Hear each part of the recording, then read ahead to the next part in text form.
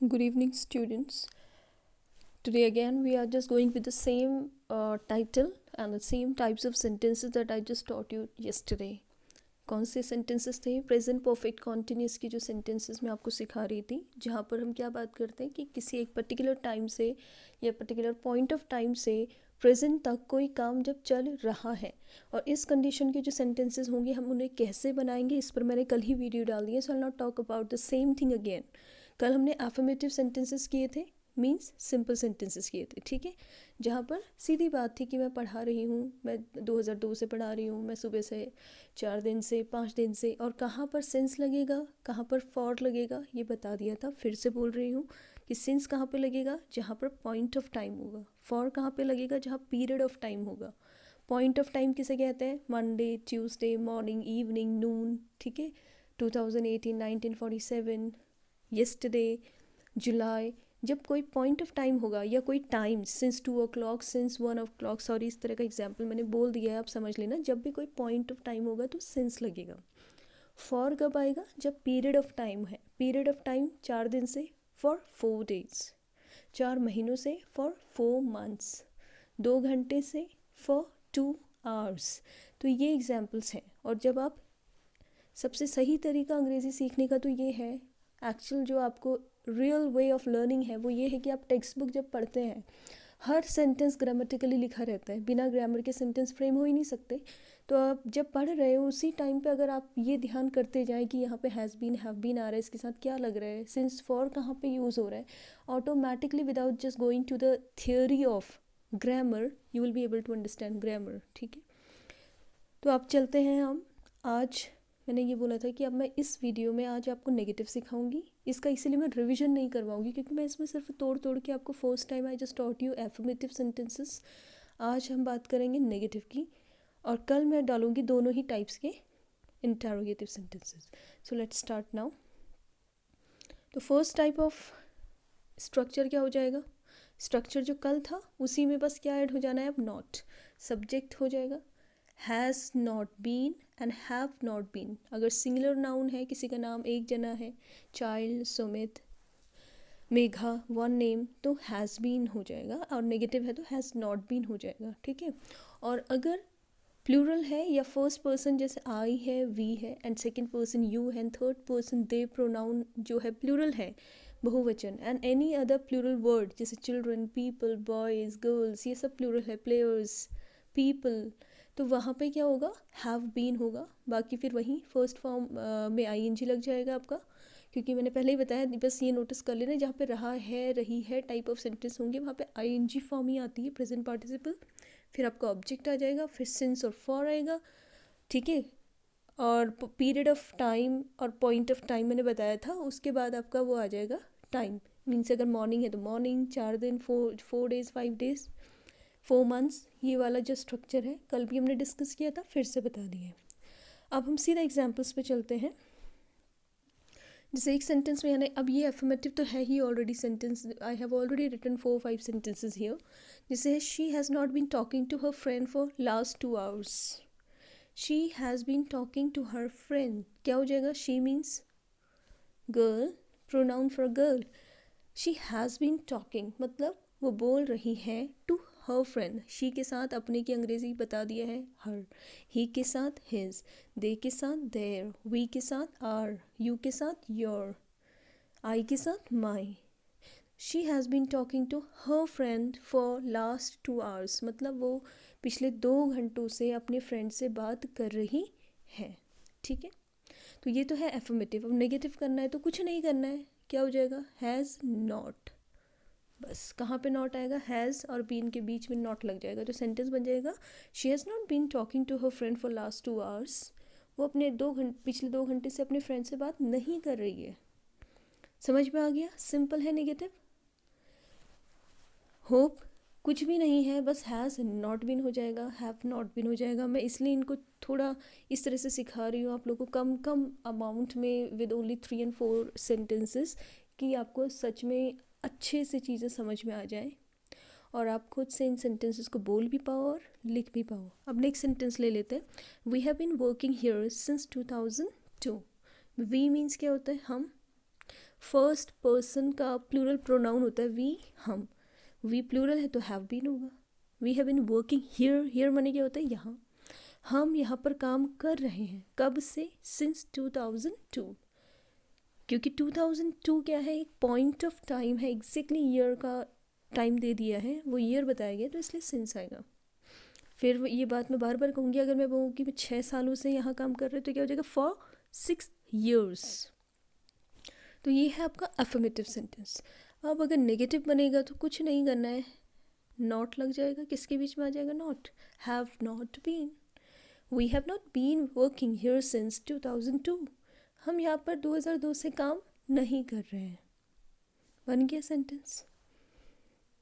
आप लोग समझना, लिखना भी, और फिर आप आज भी, जैसे अगर आपने कल किया, वैसे मैंने ग्रुप में देखा तो नहीं कि किसी बच्चे ने काम दिया था, बट आई हैव टू से अगेन कि आप आज क्या करना कि 4-5 सिंपल सेंटेंस बनाना, फिर उसको नेगेटिव पे कन्वर्ट करना. ठीक है, नेक्स्ट सेंटेंस ले लेते हैं.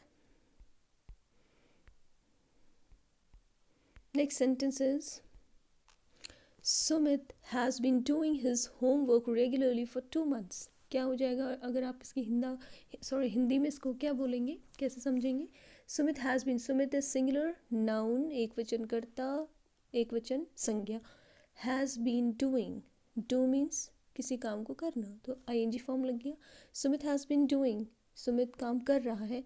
अभी मैंने बोला था ना कि ही के साथ हिज, मतलब सुमित के लिए अगर आप कोई प्रोनाउन यूज़ करोगे तो ही तो रहेगा बाद में.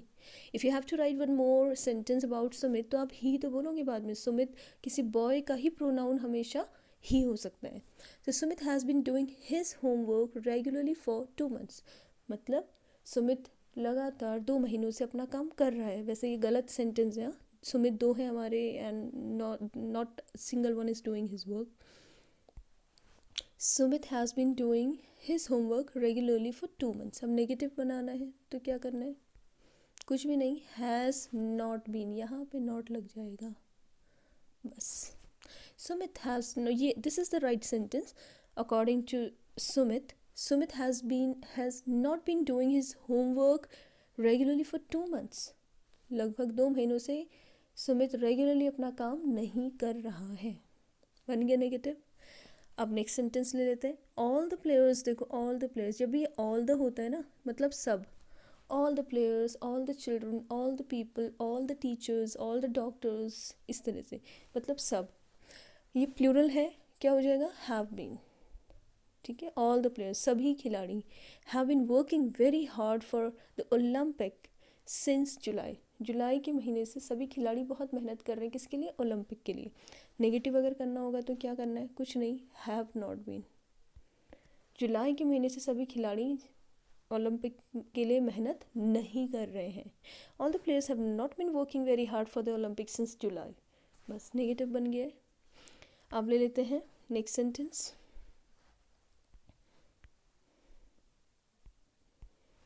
ये है your class has been preparing these questions since morning. आपकी क्लास सिंगुलर है, देखो यहाँ पे योर सब्जेक्ट नहीं है, class is subject, your class. हम जिसके बारे में बात करते हैं, जो किसी सेंटेंस में डूअर है, मतलब जो काम कर रहा है, वही सब्जेक्ट होता है. So your is not subject, your class is subject. So your class has been preparing these questions since morning. Morning एक पर्टिकुलर पॉइंट ऑफ टाइम है, इसलिए सिंस आएगा.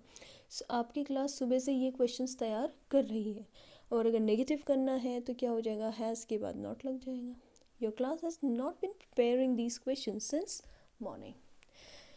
सो we have done around 5 sentences here, and I hope all the sentences are clear to you, and I hope that you are watching these videos, you are learning exactly the things as they have been delivered here. जैसे मैं आपको बता रही हूँ इसलिए बता रही हूँ कि आप सिंपल वे में सीख पाएँ.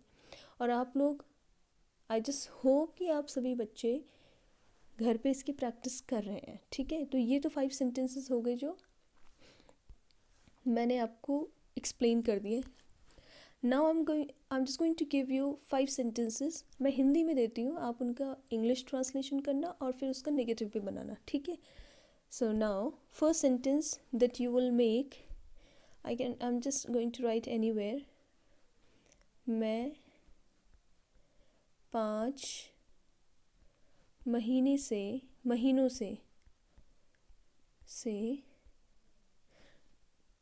अंग्रेज़ी सीख रहा हूँ। एक सेंटेंस ये बना लेना आप, ठीक है। इसकी आपको पहले ट्रांसलेशन करना है इंग्लिश में और फिर उसका नेगेटिव बनाना है। So hope you have written it. आपको दिख ही रहा है क्या मैंने बोला। Next sentence you will write, वो लोग कल से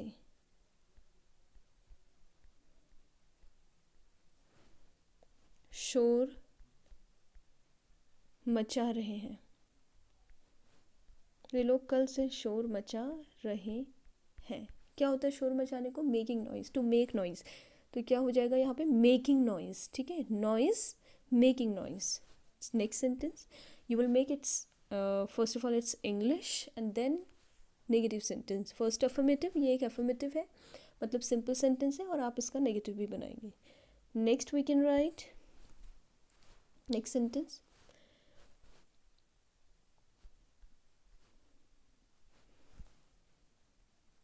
मेरी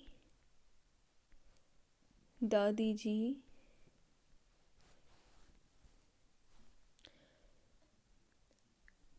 कल सुबह से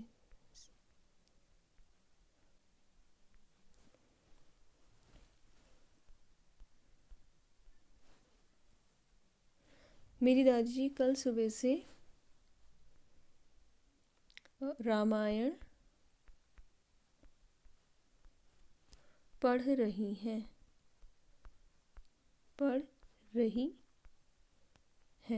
ठीक है, एक ही बन गया। 3 sentences. Now the last one, only 4 sentences I'm just going to give you today. One you can write, मैं 2 सप्ताह से